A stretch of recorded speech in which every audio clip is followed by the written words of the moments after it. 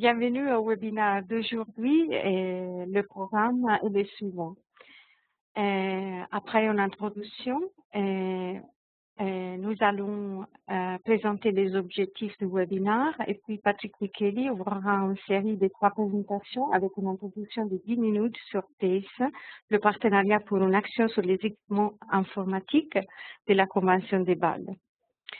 Ensuite, Patrick Micheli fera la deuxième présentation sur l'expérience des Flandres dans la mise en œuvre des politiques sur la responsabilité élargie du producteur dans la gestion des déchets d'équipements électriques et électroniques.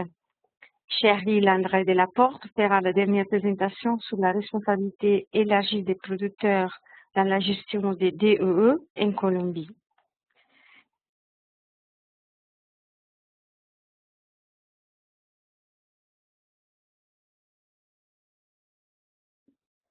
Les objectifs du webinaire d'aujourd'hui sont d'introduire les bases théoriques des politiques sur la responsabilité élargie du producteur pour une gestion écologiquement rationnelle de déchets et d'équipements électriques et électroniques et partager l'expérience de la Colombie et des Flandres sur la mise en œuvre de ces politiques.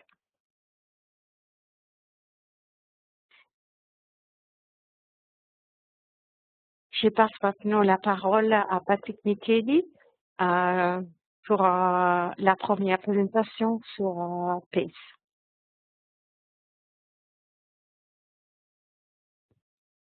Patrick, tu as la parole. Merci Francesca. Bonjour tout le monde. Ma présentation se fera en 4 parties. Tout d'abord, un historique en concernant les déchets électroniques dans le cadre de la Convention de Bâle. Ensuite, une présentation de PACE sur son fonctionnement et ensuite sur les différents documents que PACE a développés et les projets futurs. La question des... Pardon.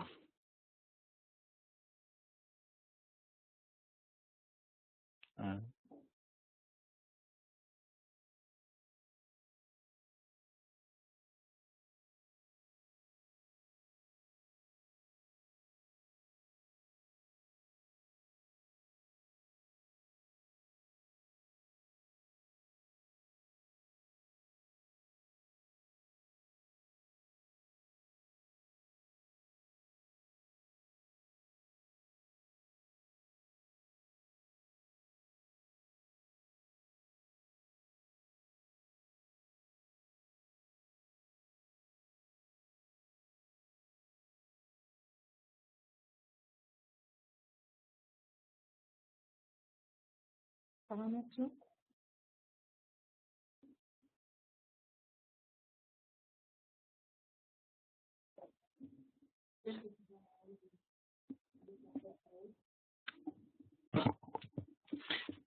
Très bien. Merci. Donc, la question des déchets électroniques est une priorité dans le cadre de la Convention de Bâle. C'est comme ça depuis 2002, depuis une décision de la COP 6.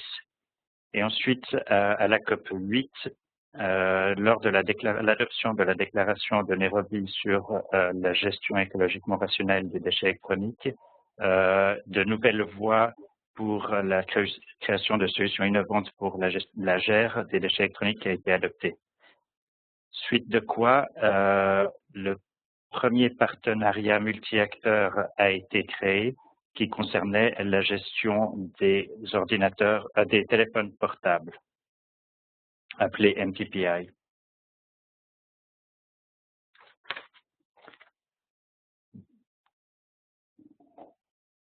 PACE est donc le deuxième partenariat dans le cadre de la Convention de Bâle. Elle a été créée en juin 2008 et il concerne la gestion des équipements informatiques. PACE est donc un partenariat multi-acteurs qui implique différents acteurs tels que les fabricants et des recycleurs d'ordinateurs personnels, les organisations internationales, le monde académique, différentes ONG et représentants des gouvernements.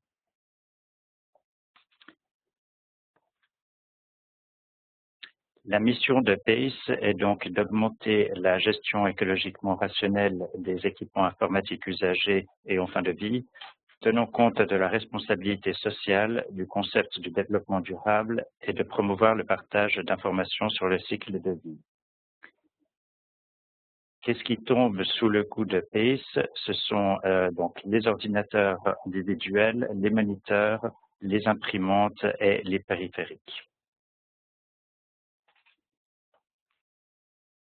Et il y a plusieurs activités en cours sous PACE, notamment l'écriture et l'adoption de différentes directives techniques. Une première concerne l'évaluation et la réparation et la rénovation écologiquement rationnelle d'équipements informatiques usagés, et une deuxième qui concerne la récupération, le recyclage écologiquement rationnel des équipements informatiques en fin de vie et les certifications des installations. D'autre part, ces directives techniques sont testées à travers des projets pilotes et suite aux recommandations qui sont faites, les directives techniques sont modifiées.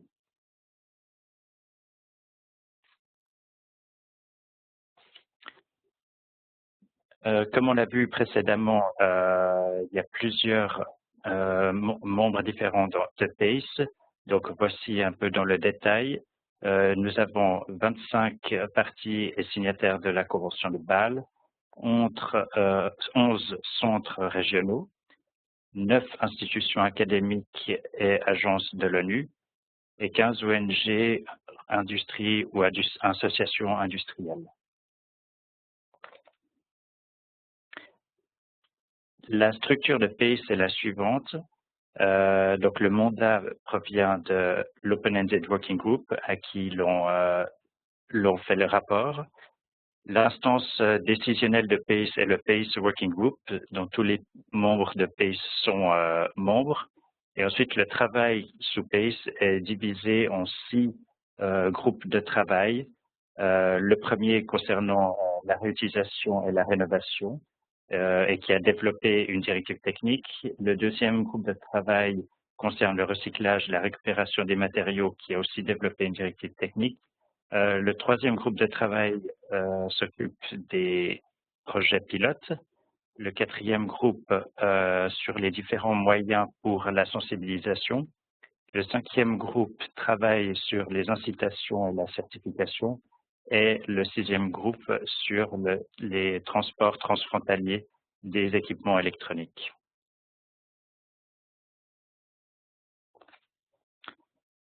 Actuellement, les 2 directives techniques viennent d'être adoptées à la dernière COP.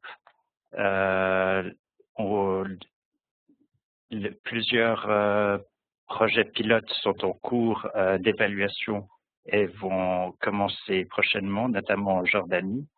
Et puis, différents workshops ont eu lieu pour la sensibilisation dans différentes régions du monde, notamment en Chine, en Slovaquie et à El Salvador. Il y a encore beaucoup de choses à développer sous PACE, notamment en ce qui concerne les directives et surtout l'écriture du document d'orientation générale.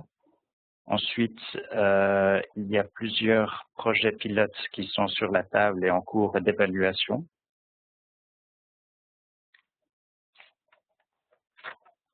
Et en termes de sensibilisation, essayer de continuer à faire des workshops dans différentes régions du monde où ces workshops n'ont pas encore eu lieu. Finalement, le mandat de PACE a été étendu jusqu'en 2015. Donc, il faut aussi redéfinir les tâches en fonction. Vous trouverez toutes ces informations et bien plus encore sur le site de la Convention de Bâle.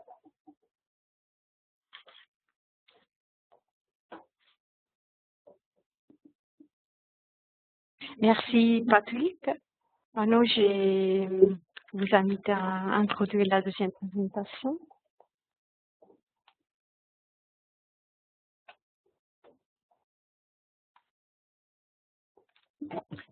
Merci Francesca.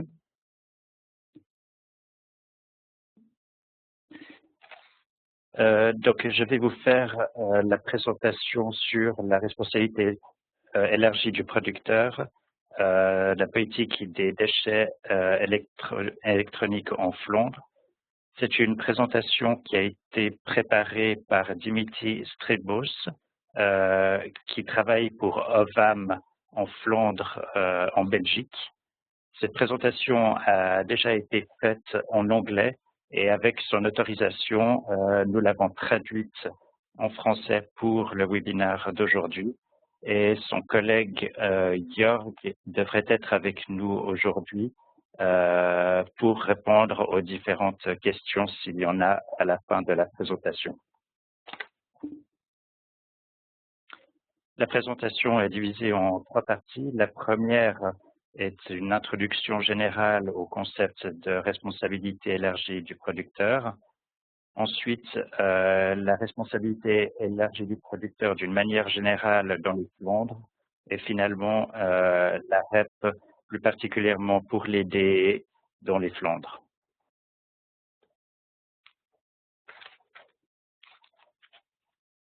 Donc, selon la définition de Thomas Lindquist, la REP est une stratégie de protection de l'environnement pour atteindre un objectif environnemental par la diminution de l'impact environnemental total d'un produit, en rendant responsable le fabricant du produit de l'entier du cycle de vie du produit, en particulier pour la récupération, le recyclage et l'élimination finale du produit. On retrouve la même idée dans la définition que donne l'OCDE et qui fait donc la distinction entre 2 points. Le premier point qui signifie que les producteurs sont entièrement responsables pour leurs propres produits et non plus les collectivités locales qui doivent payer le coût additionnel pour la gestion du produit et qui ont une responsabilité élargie du producteur. Le deuxième point concerne plus la conception écologique qui donne des incitations aux producteurs de prendre en compte les considérations environnementales lors de la conception de leurs produits.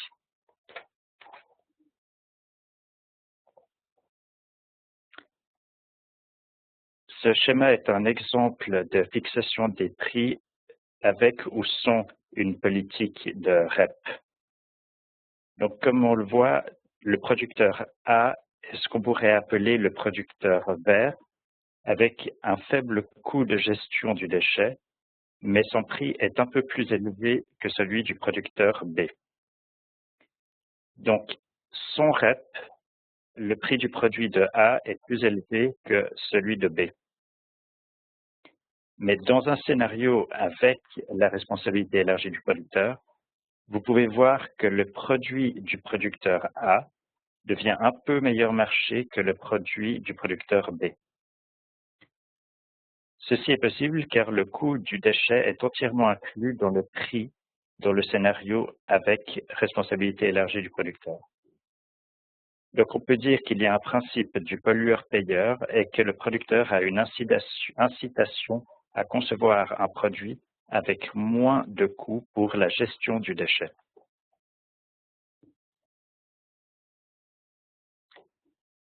Le concept de REP a été inclus dans la directive européenne sur les déchets, dans son article 8, qui mentionne clairement que les États membres peuvent prendre des mesures pour s'assurer que les producteurs ont la responsabilité élargie du producteur. Donc les États membres peuvent choisir quel déchet doit être couvert par la politique de responsabilité élargie du producteur.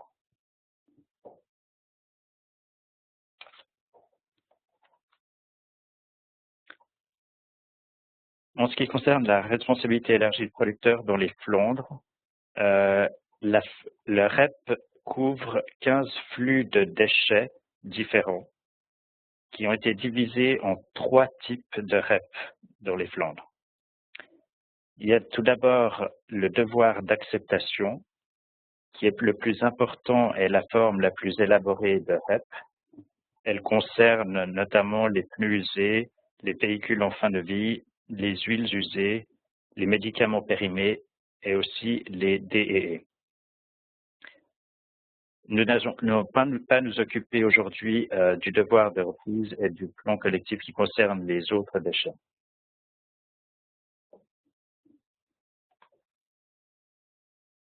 Donc, comme mentionné, le devoir d'acceptation comporte plusieurs principes et les plus importants sont que le producteur est responsable de la collecte, du traitement et de la récupération du déchet de son produit.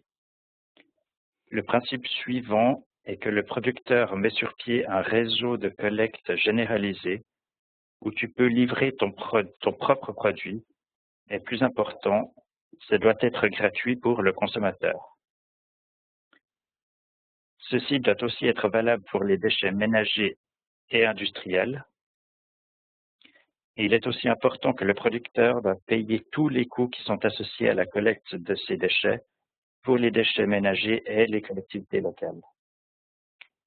Finalement, les collectivités locales doivent être entièrement rémunérées pour leurs installations de collecte.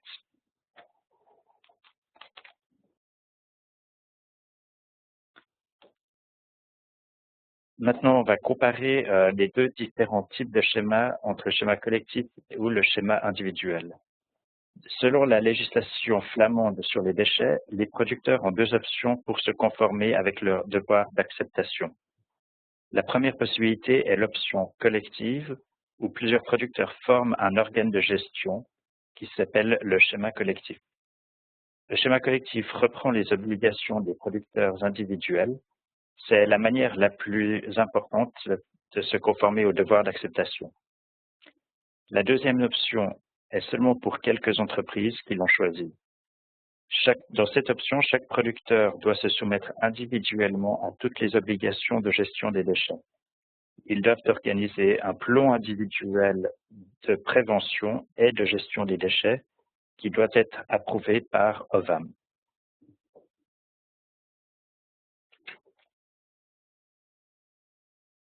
En ce qui concerne le plan individuel de prévention et de gestion des déchets, dans les Flandres, il n'y a que 8 sociétés qui ont opté pour ce plan individuel. Elles sont mentionnées ici. Et donc, dans leur plan de gestion des déchets, les producteurs doivent décrire comment la collecte, le traitement, la prévention et le reporting aura lieu. Et ils doivent faire un reporting annuel.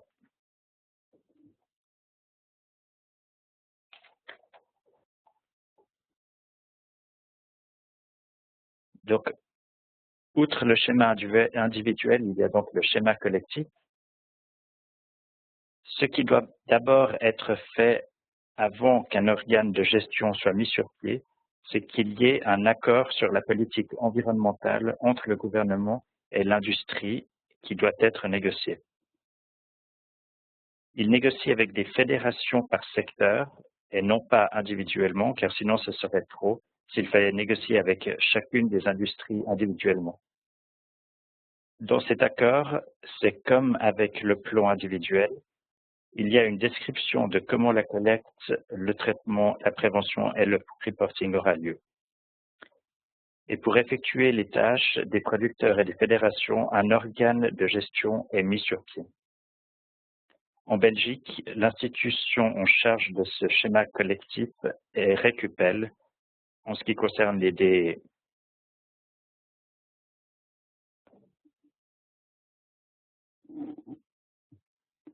Maintenant, si l'on regarde les flux financiers de ce système,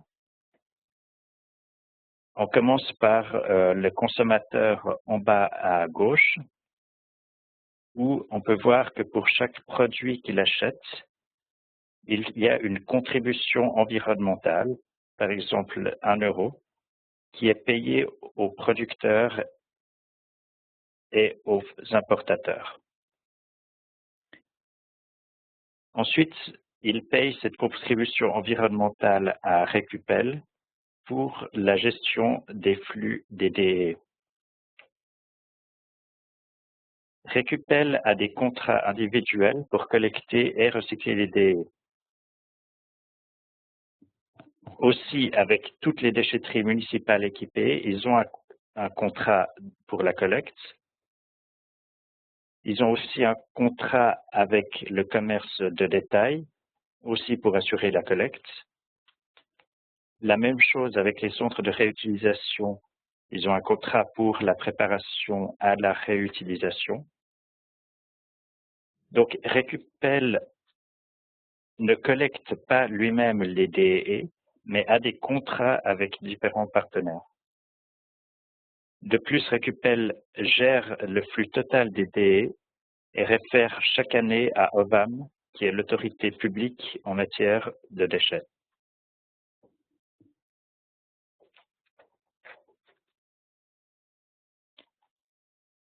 Si on regarde l'organisation de Recupel, donc qui est l'organe de gestion pour les DEE, on voit qu'il est divisé en différents domaines, comme par exemple les petits appareils ménagers, les ITC. Donc chaque domaine a son propre conseil d'administration avec une politique de financement indépendante. Donc par exemple, si les producteurs de matériel d'éclairage ne vont, donc par exemple, excusez-moi, les producteurs de matériel d'éclairage ne vont pas payer pour le recyclage d'équipements ITC. Donc chaque secteur a ses propres revenus, ses propres coûts et est strictement séparé l'un de l'autre. Mais bien sûr, au-dessus de tout ça, il y a Recupel en tant qu'organisation de coordination.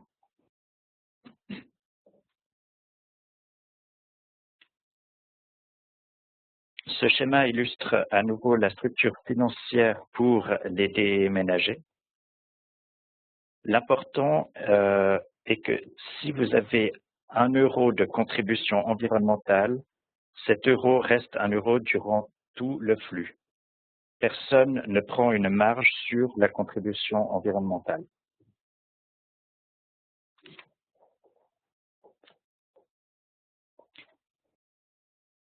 Quelques mots sur le réseau de collecte du système collectif. Donc, on a des déchetteries équipées qui sont les points de collecte les plus nombreux dans la région flamande.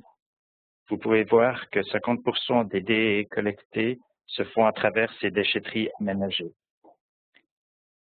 Chaque collectivité locale, municipalité, a son parc à containers où sont collectés différents flux de déchets, et pas seulement des déchets, mais aussi des papiers, des métaux, les plastiques. Il y a donc un important réseau de ces parcs à containers qui sont là pour la collecte. Ensuite, un autre moyen, ce sont les détaillants, qui sont aussi un important lieu de collecte avec environ 30% du volume total. Et finalement, il y a aussi les points privés de collecte et des centres de biens usés et usagés. Il y a actuellement pour la région flamande plus de 4000 points de collecte gratuits pour les DEE.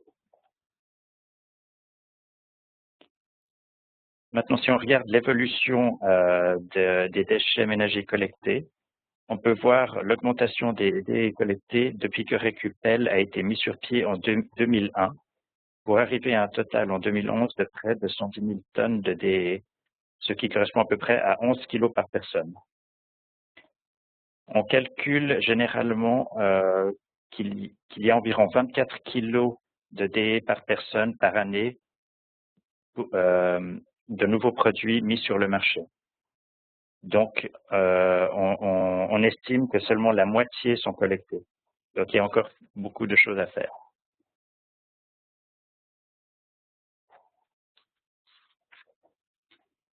Voici un schéma qui montre comment le système de collecte fonctionne dans les Flandres.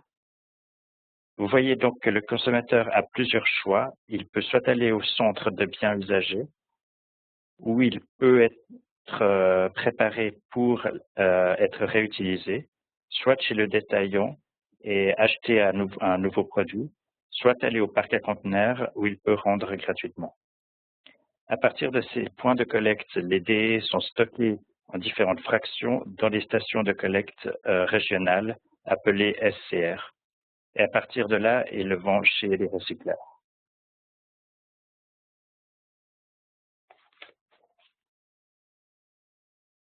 Dans la législation flamande sur les déchets, il y a différents objectifs légaux pour le recyclage des déchets. Pour chaque catégorie, il y a des objectifs tels que les TV, les téléviseurs, les réfrigérateurs, les congélateurs et les grands appareils ménagers. Ce sont des objectifs qui viennent de la directive sur les DE.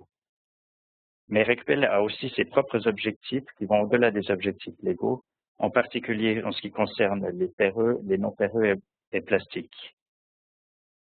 Par exemple, si l'obligation légale est de 95% pour les non-ferreux provenant des DE, doivent être recyclés. Vous pouvez aussi voir que les plans de récupération de Recpel a atteint de très bons résultats de recyclage.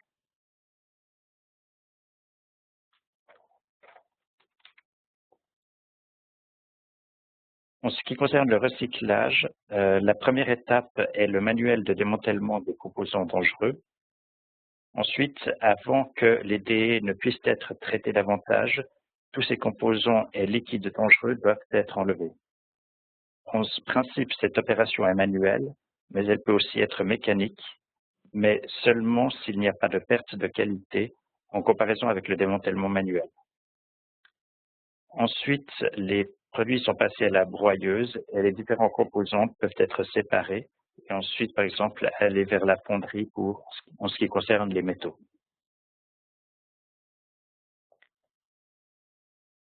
Toujours dans le système collectif, un des principes est l'obligation légale de sensibiliser les consommateurs, comme par exemple ici une campagne de publicité pour dire de ne pas mettre les DE dans les poubelles, mais de les amener au parc à containers.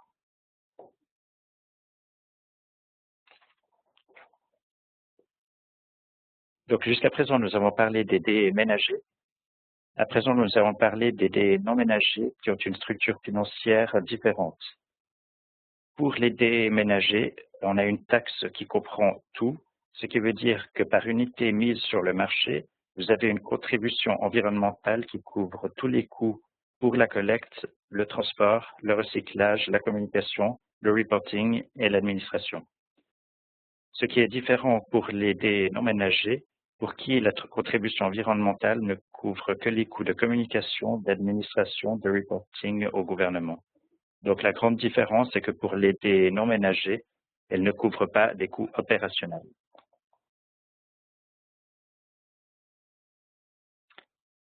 Ici, vous pouvez voir comment le système de Recpel fonctionne pour les déchets provenant des entreprises. On a vu que pour les déchets provenant des consommateurs, ils ont différentes possibilités avec les parcs à containers, les détaillants et les centres de biens usagés. Pour les entreprises, Recpel a mis sur pied un système de charter où les opérateurs privés ont plus de liberté pour négocier librement le prix avec ceux qui se débarrassent des DE. Par exemple, une entreprise qui veut se débarrasser de ses DE, elle contacte un collecteur qui a un contrat de charter avec Recpel, mais il négocie librement le prix entre l'entreprise et le collecteur. Évidemment, le collecteur a l'obligation de donner tous ses DE collectés à un autre opérateur qui a un contrat d'opérateur charter aussi avec Recpel. Donc, ce qui est important de mentionner ici est que bien que ce transfert de DE au recycleur, il n'y a pas d'interférence de Recpel de l'arrangement financier. Donc, le marché joue plus ici qu'avec les DE ménagers. Ce système a été mis sur pied pour stimuler la collecte des DE des entreprises. La récupération des DE ménagers fonctionne bien, mais il y a encore beaucoup de travail pour Recpel en ce qui concerne les DE des entreprises. Merci pour votre attention.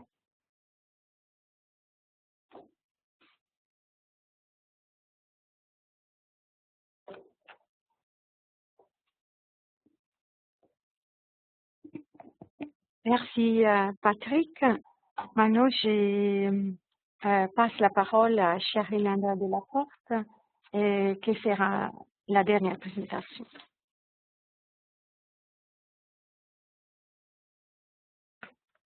Cheryl, tu as la parole. Merci beaucoup et bonjour à tous. Je vais donc maintenant vous présenter la façon dont la responsabilité élargie des producteurs pour la gestion des DE est mise en œuvre en Colombie. Cette présentation a été préparée par M. Carlos Hernandez du Centre national colombien pour une production plus propre et qui sera disponible pour répondre à vos questions après la présentation.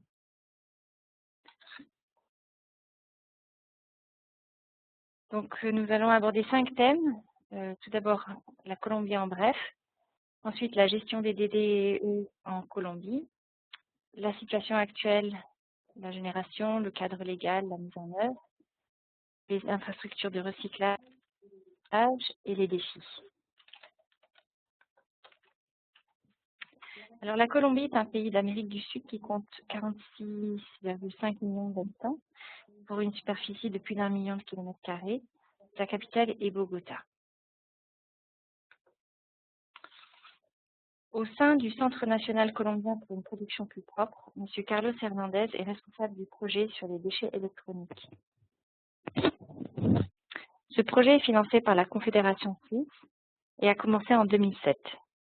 Sur la partie droite de ce schéma, vous voyez les acteurs colombiens, dont les acteurs publics, le ministère de l'Environnement, le ministère des Technologies de l'Information et des Communications, le Programme pour l'éducation des enfants, ainsi que les acteurs privés, dont l'Association nationale des entrepreneurs de Colombie, ANDI.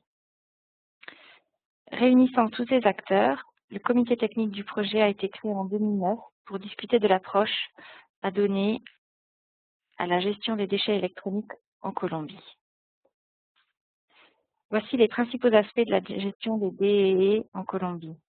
Génération, responsabilité élargie du producteur, cadre légal, reprise des collectes, infrastructure de recyclage, financement, suivi et contrôle. La responsabilité élargie des producteurs a été l'un des principaux piliers pour l'opération du système de reprise et collecte actuellement en place.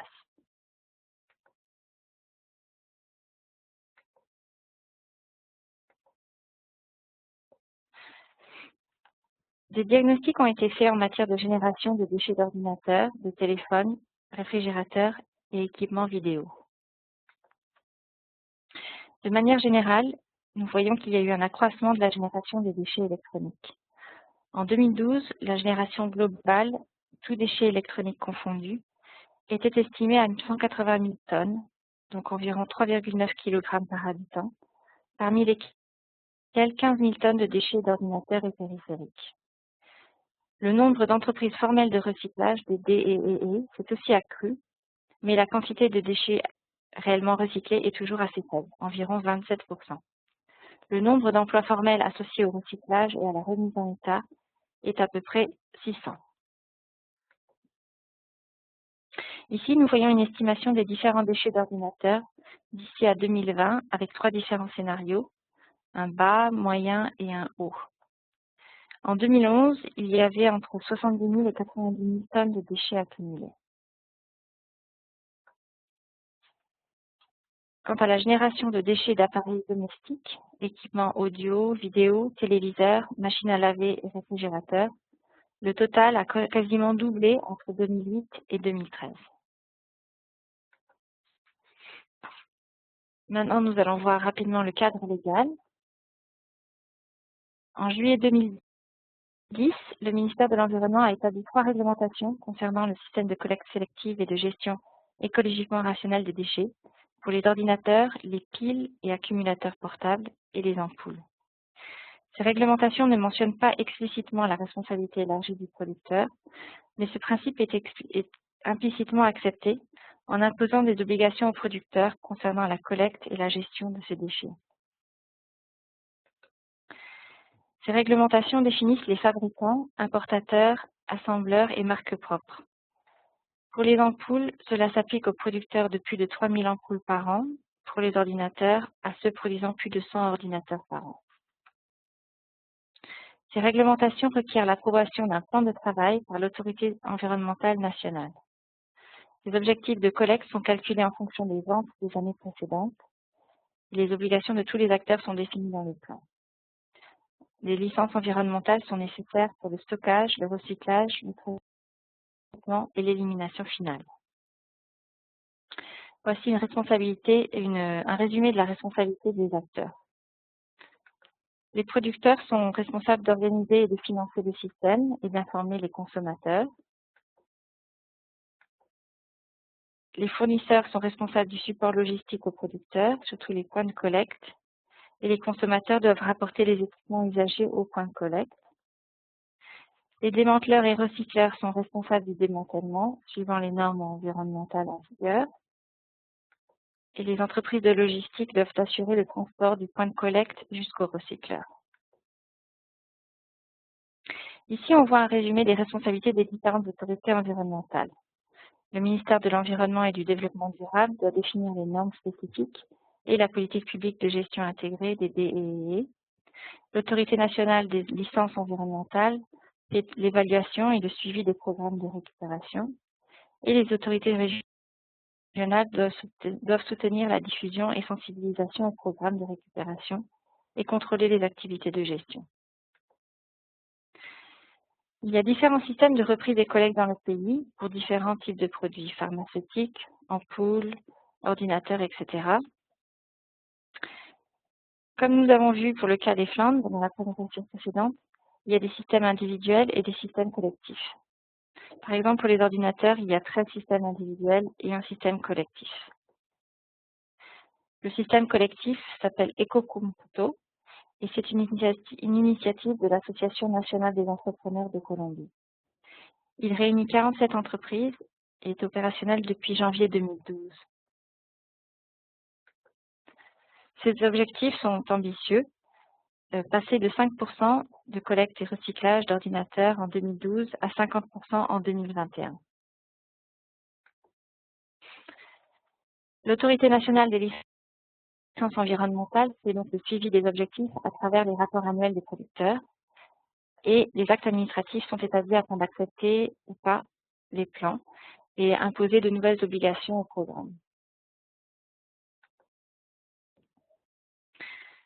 Un projet de loi PL17 datant de 2010 est en développement afin d'intégrer toutes les catégories de DEE dans la collecte et le recyclage, en plus des ordinateurs, piles et ampoules. Ceci afin de développer une politique publique de gestion intégrée des DEE. Ces principes seront une responsabilité élargie du producteur, une participation active, la prévention, production et une consommation durable. Dans la loi, les producteurs sont définis comme étant fabricants, importateurs, assembleurs, remanufactures avec marque propre. Il y aura des obligations pour le gouvernement, les producteurs, les distributeurs, les utilisateurs finaux et les recycleurs.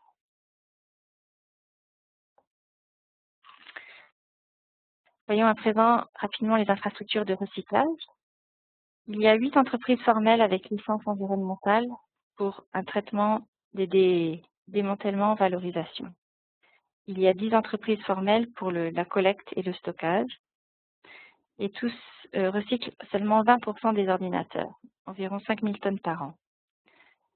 Ceci parce qu'il y a encore de grands stocks dans les maisons et les bureaux. Ces entreprises génèrent 600 emplois et il y a toujours une grande importance du secteur informel qui traite jusqu'à 54% de la gestion des ordinateurs.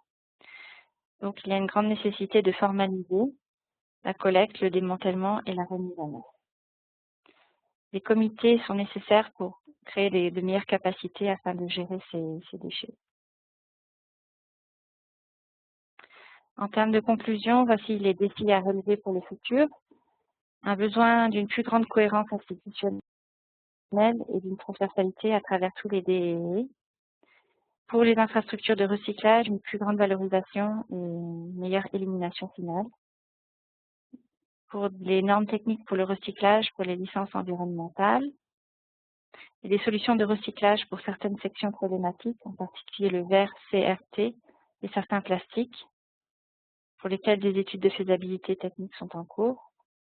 Une meilleure inclusion du secteur informel, une plus grande conscience environnementale des utilisateurs, un processus d'audit, suivi et contrôle, et une plus importante régionalisation pour éviter l'import et export de DEE à travers le monde. Voici rapidement quelques sites web d'intérêt concernant ces sujets. Et vous avez ici l'adresse email de M. Carlos Hernandez, si vous souhaitez le contacter pour lui poser des questions. Je vous remercie de votre participation.